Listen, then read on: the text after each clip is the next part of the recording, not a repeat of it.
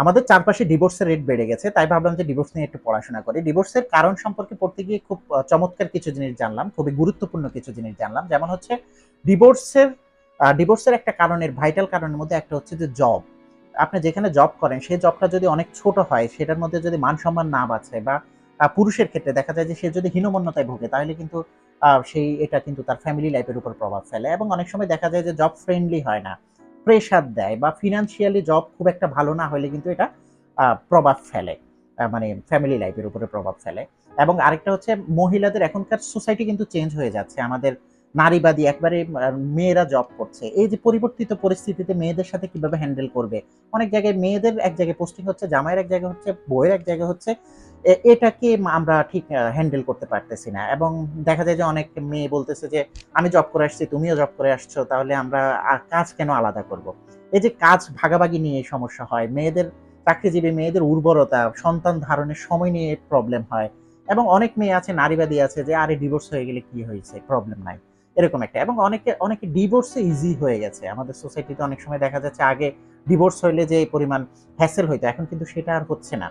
এটাও একটা কারণ হতে পারে। এখন খুব ইজিলি আমাদের চারপাশে অনেক ডিভোর্স সিনারি আমরা দেখি। এবং আমাদের চারপাশে যে প্রচারণা বা আমাদের চারপাশে অ্যাপ্রিসিয়েশনের সংখ্যা কমে গেছে। যেমন আমরা গৃহিণী, আমাদের গৃহিণী যেটা যে আমার মা গৃহিণী, আমার মা কিছু করেন না, আমার মা গৃহিণী, এই টাইপের যে টেন্ডেন্সি, এই টেন্ডেন্সি কিন্তু নারীদের ছোট করে। এবং আমরা যে সেবা পাই, আমাদের ওয়াইফ বা আমাদের মা বোন আমাদের যে সেবা দেয়, আমরা কিন্তু এটা রিকগনাইজ করি না।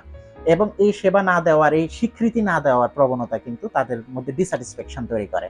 এবং আহ, মেয়েদের নিয়ে, মেয়েদের বিয়ে নিয়ে মেয়েদের মধ্যে বা সোসাইটির মধ্যে প্রচলিত কিছু কিন্তু মিথ আছে, যে বিয়ে করলে মেয়েরা কোথাও যেতে পারে না, বন্দি হয়ে যায়, মোটা হয়ে যায়, এরকম টাইপের অনেক মিথ আছে।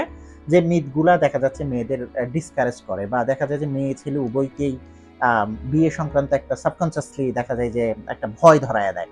এবং আমাদের যে টিকটক জেনারেশন বা এখন আমরা যে জেনারেশন আছি, এটা অনেক সময় দেখা যায় যে মিডিয়ার কারণে আমরা আনএক্সপেক্টেড, মানে আনরিয়েলিস্টিক এক্সপেকটেশন করি যে আমার জামাই এরকম হবে, আমার জামাই এটা মেনে নিবে, ওটা মেনে নিবে, আমার জাস্ট ফ্রেন্ড মেনে নিবে, বেস্ট ফ্রেন্ড মেনে নিবে, আমি যখন ইচ্ছা বের হয়ে যাব, ধান করবো তান করবে, এগুলো মেনে নিবে। এই যে আনরিয়েলিস্টিক এক্সপেকটেশন, এটাও কিন্তু একটা প্রবলেম তৈরি করে। এবং মানে বিয়ে ভাঙার দিকে চলে যেতে পারে।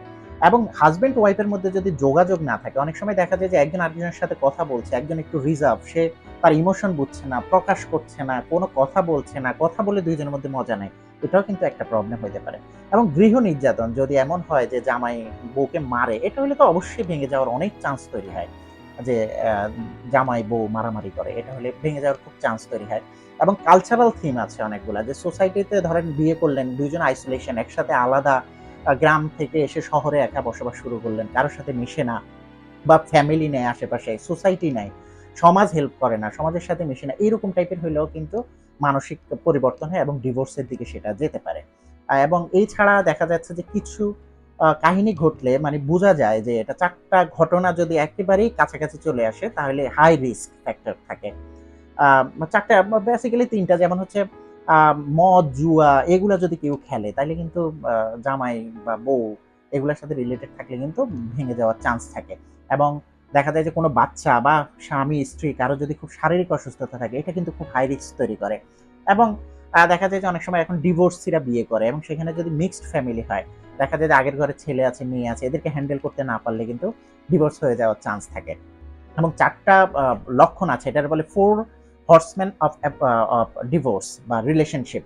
যে চারটা আহ, ভয়াবহ ঘটনা যদি আপনি দেখেন যে ঘটতে যাচ্ছে, তাইলে ঘটছে আপনার রিলেশনশিপে, বুঝবেন যে আপনার রিলেশনশিপ খুব হাই রিস্কে আছে। একটা হচ্ছে ক্রিটিসিজম, আপনি যদি আপনার পার্টনারকে একেবারে সমালোচনা মুখর থাকেন, সবসময় তার দোষ ধরতে থাকেন, তাহলে কিন্তু রিলেশনশিপ হাই রিস্কে আছে। এটা ওই যে জার্নালগুলো পড়েছি সেটার মধ্যে কিন্তু এটা উল্লেখ আছে।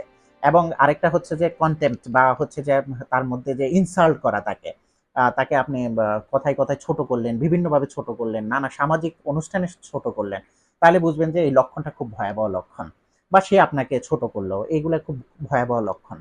এবং আরেকটা হচ্ছে যে যদি আপনারা একজন আরেকজনকে ডিফেন্স করতে চান, মানে আপনাকে কোনো দোষ দিলে আপনি সেটা না শুধরিয়ে আপনি বারবার নিজেকে সেভ করলেন, শুধরাইলেন না, তাইলে কিন্তু এটা সমস্যা। সেভ করলেন কিন্তু শুধরাইলেন, সেটা আলাদা ব্যাপার। নিজেকে আপনি ডিপেন্ড করলেন, সেটা আলাদা ব্যাপার। কিন্তু শুধরাইলেনও না, আবার নিজেকে বাঁচাইয়া নিলেন, তাকে উল্টা ব্লেমিং করলেন। এটা কিন্তু একটা খুব খারাপ লক্ষণ। এছাড়া আরেকটা হতে পারে একেবারে লাস্ট স্টেজে যেটা স্টোন ওয়ালিং। মানে হচ্ছে আপনার চারপাশে এমন হলেন তার সাথে আর কথাই বললেন না, এত রাগ করলেন যে আর ভাঙলেন না, বা সে এতই রাগ করলো আপনি আর ভাঙাইলেন না। এই যে একেবারে দূরত্ব তৈরি হওয়া, এটা কিন্তু ডিভোর্সের দিকে নিয়ে যায়।